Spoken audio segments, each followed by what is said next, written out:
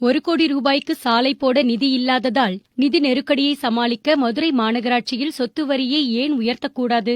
உயர்நீதிமன்ற மதுரை கிளை கேள்வி. கண்டிப்பாக உயர்த்தக்கூடாது.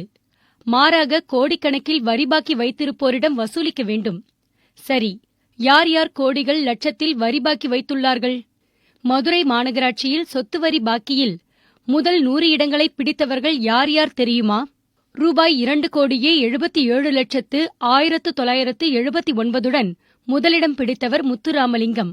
சேர்மன் வேலம்மாள் மருத்துவக் கல்லூரி மற்றும் வேலம்மாள் கல்வி நிறுவனங்கள். ரூபாய் 2,68,11,088 இரண்டாம் இடம் பிடித்தது சாய் பிரகாஷ் டிரஸ்ட் சாய்ராம் பள்ளி பிபி குளம். ரூபாய் 2,55,1968 மூன்றாம் இடம் பிடித்தது மதுரை மக்கள் தம் பிள்ளைகளுக்கு இடம் பிடிக்க அலையும் மகாத்மா மெட்ரிக் மேல்நிலைப் பள்ளி K Nagar. SR trust 1,95,42,353. CSI கல்லூரி 1,52,86,918. மாவட்ட விளையாட்டு அலுவலர் 1,51,30,745. நாய்ஸ் மெட்ரிக் மேல்நிலைப் பள்ளி 1,31,17,424. மகாத்மா சிபிஎஸ்இ பள்ளி 1,19,50,128.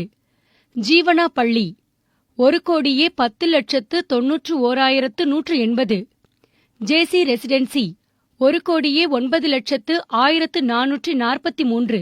முதல் 100 பேரின் சொத்து வரி பாக்கி மட்டும் 47,64,45,282 ரூபாய்.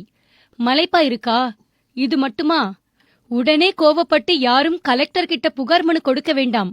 அவரே பட்டியலில் இருக்கிறார். அவரோட பாக்கி 28,56,116 ரூபாய்.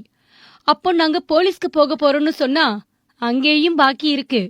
காவல் கண்காணிப்பு ஆணையாளர் 17,13,506 பாக்கி.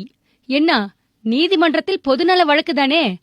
மாவட்ட நீதிபதி 19,87,472 ரூபாய் பாக்கி. 22 அரசு அலுவலகங்கள் 6,95,32,922 ரூபாயுடன் முதல் 100 பேர் பட்டியலில் இருக்கு.